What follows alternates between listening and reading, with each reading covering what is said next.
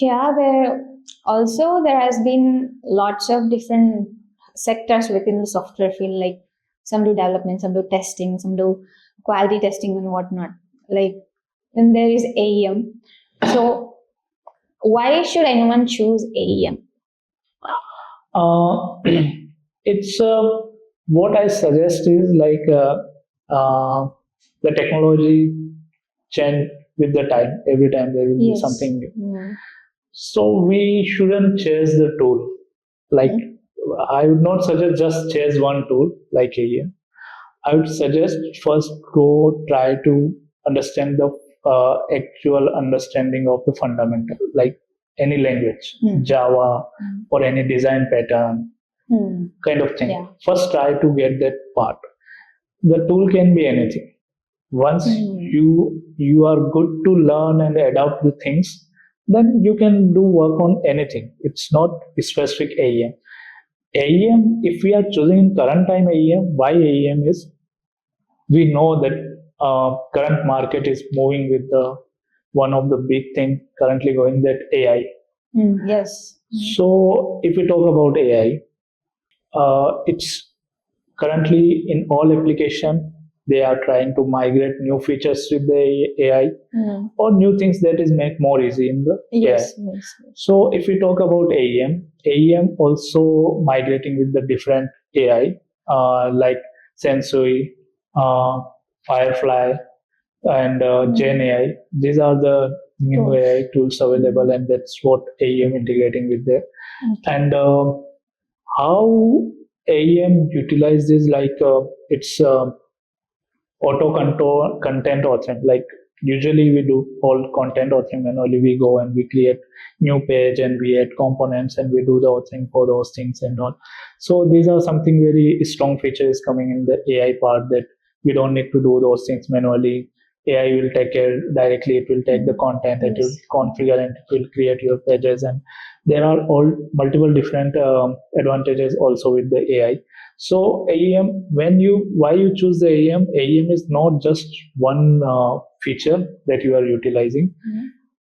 It's bunch of feature in one package that you can that provide a lot many flexibility.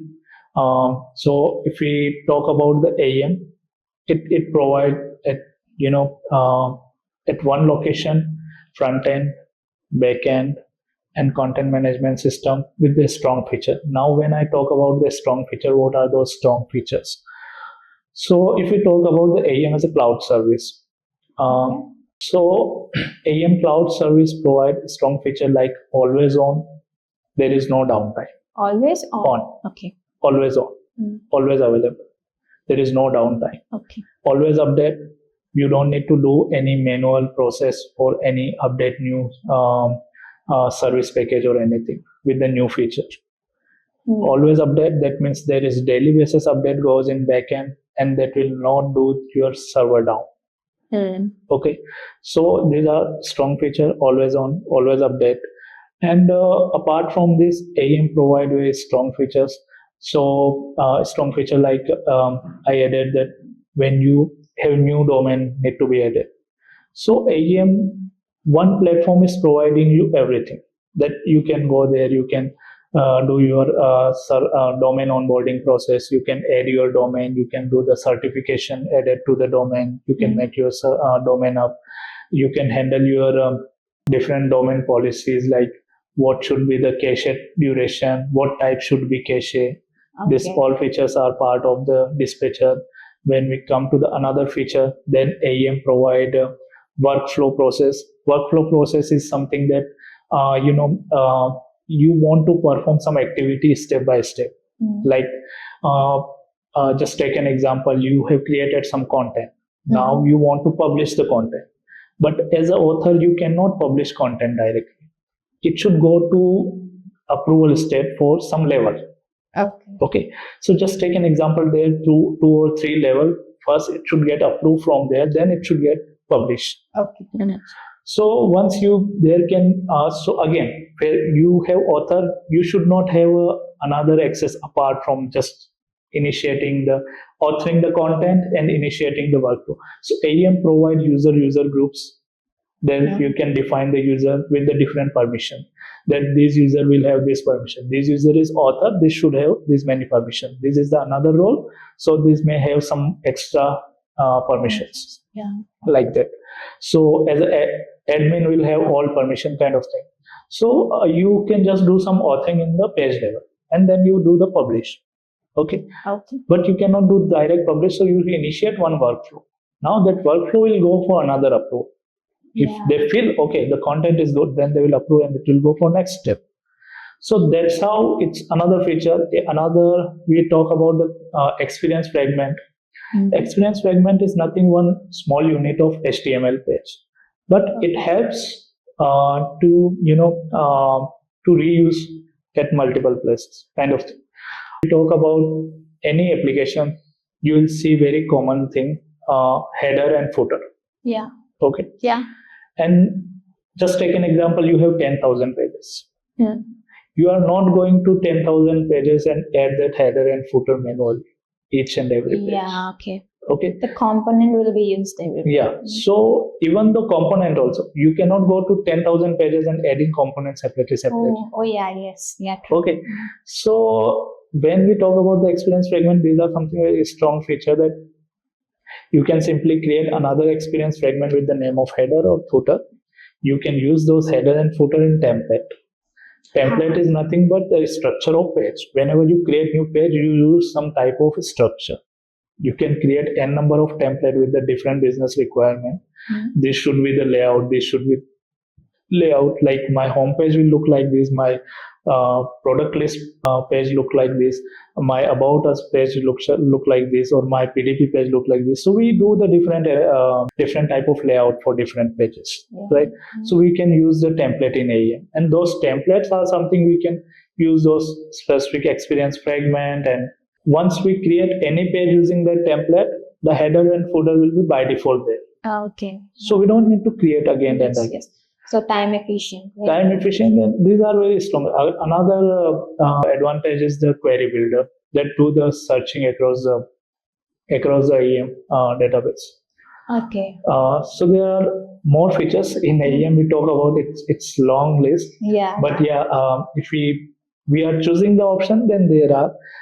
And definitely it's with the new feature and functionality, like it's making DevOps automated pipeline system, or it's another feature is the headless CMS. Headless CMS is like in AEM we have content fragment where we can like we are storing data in AEM, so there can be different format data, text format or some image, video, structure, unstructured, different type of data we can store.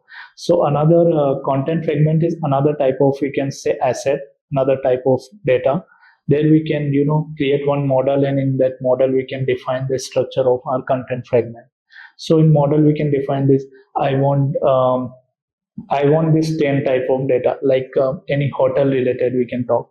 So I want hotel name, hotel address, rating, or this type of all fields I want in that content fragment. So we can create one model. Using that model, we can create n number of content fragment. If you want, we have 1,000 data, then we can, using that content fragment model, we can create 1,000 data. Okay. So now we have all the data in AEM. If we want to serve to anyone else, like any third party or anyone, then AEM headless provide that feature. Or even though in front end itself, we don't want to write much code in backend, and CMS headless we want to use, simply we can use one GraphQL and we can fetch the data directly in front end, and we can use those data. Yeah. Okay. Yeah. So yeah, not many, but these are few. Yeah, just a few. Yeah. And who do you think is this AEM useful, like in a practical level? Who can we use this and monetize it, or maybe like what? Who can use this? Yeah. So yeah, AEM is something. If we compare with any other open source or any other type of tool and technologies, then it's little expensive. So it's not something anyone can afford this. Okay. And AEM used in uh, most of some we can say about some very big type of different modules and different revenue project, we can say, where it can be healthcare related, or it can be a e-commerce type project. So there are multiple things they can utilize into that. So if I talk about what I have worked on, so as I already added, like one board selling company, or one big another example is the BD Biosciences, the big project in US. Um, and another project is Humana, that is another healthcare big project in this. One more project is Herc Rental, that sells their earth moving equipments. So those are something, it's depend on the requirement, and mostly what I understood with that, whenever we are using some type of product sale, or frequently content is changing on live site. Okay. So in that scenario, we can utilize the e-commerce sites. E-commerce site. So it's in a different module. It has been used. Another one, UNSW University in Australia, they also use this. So it's not only e-commerce, but wherever the content is upgrading very frequently. Okay, got that. Yes. Okay. So and when we talk about e-commerce, Adobe provide another tool that name is Magento. Yeah. So AEM integration with the Magento, which provide very advanced feature for e-commerce site, where AEM provide very user friendly configuration with the AEM and Magento. Easily we can do configuration, and we can do the migration with the Magento. And once we have migrated with Magento, simply we can access all the content in the AEM in the collection format, and we can use those with the different type of components. There are some out of the box component as well, that we can use the CMS component for this PDP, PLP pages. And if you want to do some customization on top of that, we can do that as well. So AEM, not only one tool, there are multiple AEM different tool, and Adobe provide multiple tool, and it's very smooth configuration available with the AEM. So it's very easy migration with the AEM, like Adobe Launch, Adobe Analytics, Adobe Target, Adobe Campaign. Okay. So there are multiple, and it has their own purpose. So these all features are available in AEM. Now we were talking about AI and how AEM is integrating AI. So what do you think, whether it will replace human jobs, or what do you think of AI? What's your take? Yeah. So when we talk about AI definitely decrease the workforce, but AI is not something replace the human, because AI, we can think about how we can make the AI more productivity instead of replacing us. So always when the new things comes, or new challenge come in market, but it also bring the new opportunity as well, right? Yeah. So when we talk about AI, we must think always about how we can make the AI more productive, and how we can make it more useful for our application AI using migrating with the AI. So yeah, I feel that we need to focus on the instead of whether it will replace or not. We should focus on how we can utilize and how we can make it more productive. Okay, so with this AI already integrated in most of the products or applications, so how can one stand out in getting a job, or when, even though they have the technical knowledge, some may not stand out, like they are not chosen, but someone who have like AI integrated knowledge, they are being chosen faster. So how do you think this transformation is happening, or how can one stand out with this AI culture introduced? So with AI introduced, so AI has already been a huge part of all of the applications. So many of them are fearing, like, what if someone already have their job, or is anyone losing the job, or will I have this job permanently? Is Yeah. there is a job No, security? Is yeah. something like that? No. What I say that just before I said like we need to think in productive way how we can AEM or any other tool can use the AI to make it more productive instead of fearing with that.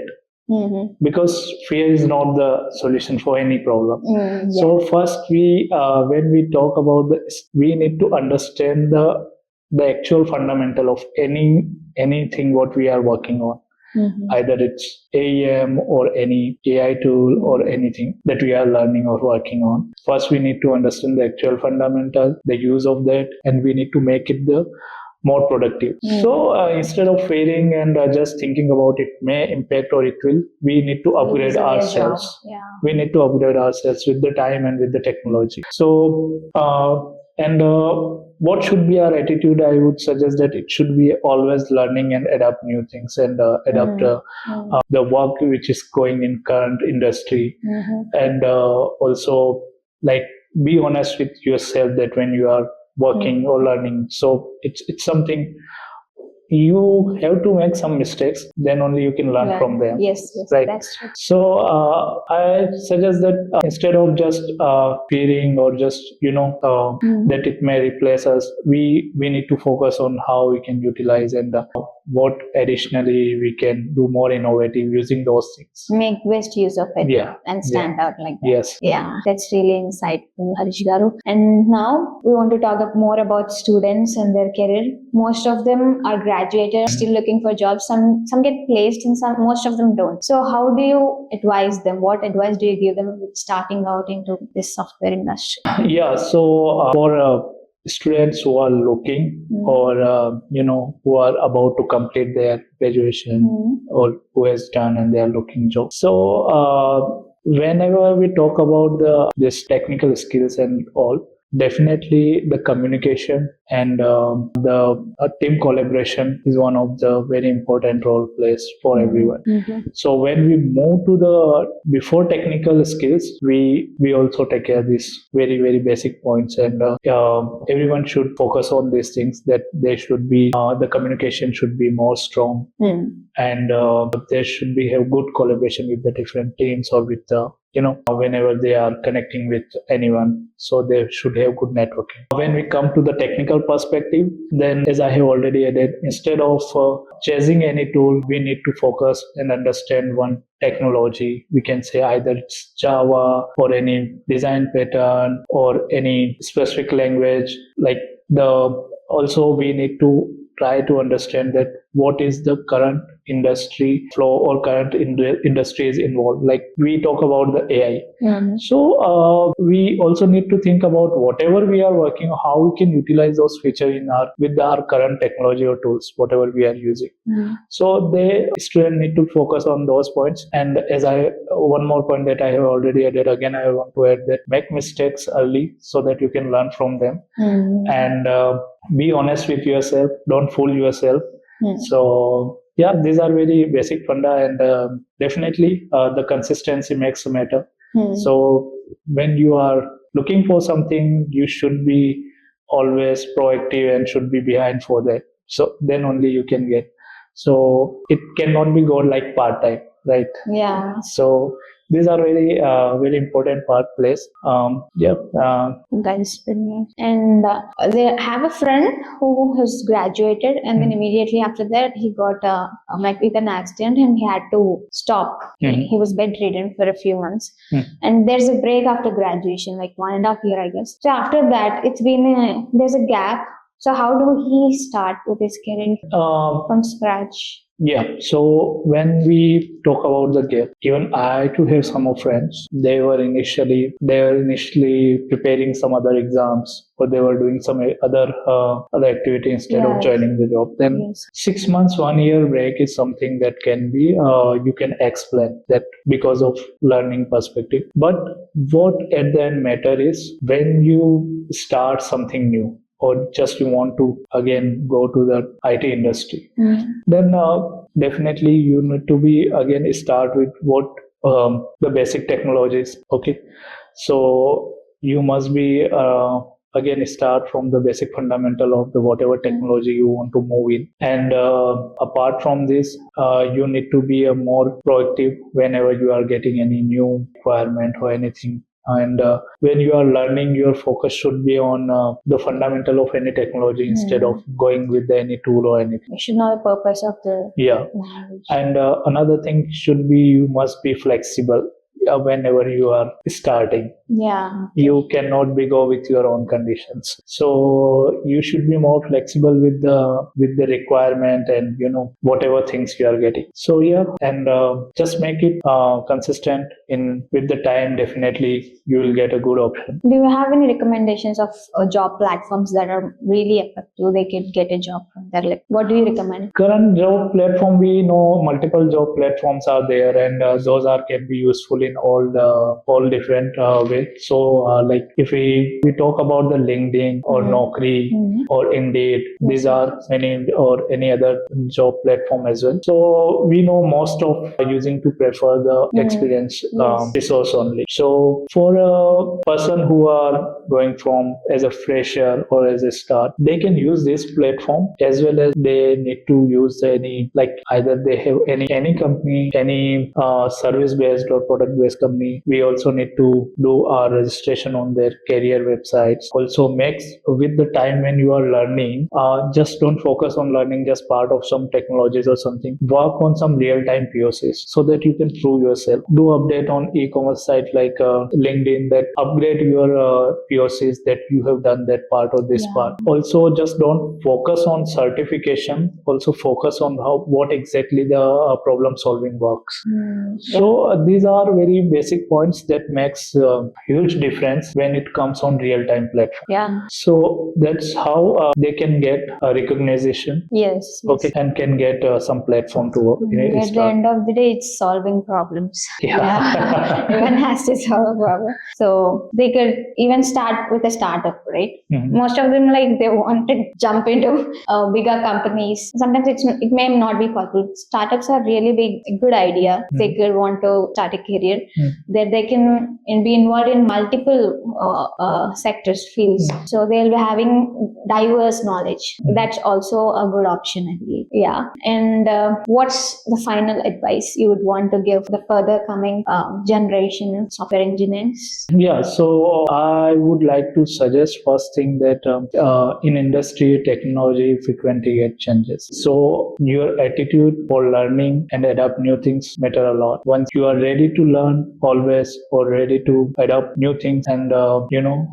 make yourself focus. These are something always make you upgrade and always go with the industry. Like what industry trend is going, just learn with that and just go with that. So if you talk current about AI, so always think about how this can be useful, whatever technology or whatever tool you are using, how it can be useful with that, or how you can jump in that trend technology so that you can make it more productive and more useful with your technology or with whatever you are best in. Yeah. Okay. Yeah. Some are best at developing, some are best at different things. Yeah. They have to understand it themselves. Yes. Yeah. Yep. Thank you so much for your advice, Harish Garu. And for the last thing, we have a little rapid fire for you. Yeah. We'll get into that. We'll have an options or a single answer questions. So let's start. Java or JavaScript? I'm from backend Java, so definitely I'll suggest Java. Yeah. AEM on-prem or cloud? Definitely cloud, because we should go with the advanced. Yeah. Yes, sir. One skill AEM developer must master. Sorry. One skill AEM developer must know. Like we have to. Yeah, Java. Definitely Java. Okay. Coding or mentoring? My current role is both. You're the tech lead, yeah. Yeah. So I'd suggest coding, but yeah, it was another challenge for me as well when I started, because you are just not going as a plain developer. You also need to guide and mentor the others. So yeah. So what do you choose? I choose coding. Yeah, that's good. Yeah. Biggest fears, mistakes that freshers make. Biggest mistakes, I guess their fear for to do more innovative and new learning. That is the fear. Okay, to be They should standing. jump in The and stress of standing out. they should forget about it, and they should do either it will do some mess, leave it, you just do it. Yeah, yes, definitely. The mistakes we will learn more, and the way we take the mistakes is also one thing they observe. Yeah. Yeah, our attitude. Yeah. Another one tool you can't work without. Want to work? One tool Okay. that you can't work without. In current time, there are multiple, but Java itself, one tool. And if you talk about IDE, then yeah, IntelliJ. Yeah. Definitely intelligent. Yeah, Yeah. Yeah. And debugging or documentation. debugging for sure. Earlier struggles or leadership pressure. Come again. Earlier struggles or leadership pressure. Which one do you choose? Leadership pressure. Okay. One habit that helped you grow professionally. Keep learning. That's great. And one piece of advice you wish you would want to tell your fresher self. Yeah, I would suggest be honest with yourself. Yeah, we keep thinking of something else in our minds and doing something else usually while we start learning. Normally people think something else and something else will happen. Yeah, they need a lot of mentoring and guidance and a lot of support too. Many students after graduation are going to depression without any jobs and all of this stuff, but it's important for them to rewrite it, to work on yourself and go after it, stand out and talk to companies and you put yourself out. Yeah. So then you will have an opportunity. So that's what I've been believing in, and I have also worked in that way. So thank you so much, Harish Garu, for sharing your insights, and it's been really helpful. I hope it's been helpful for the viewers also. And thank you for tuning in, and we'll see you on the next episode.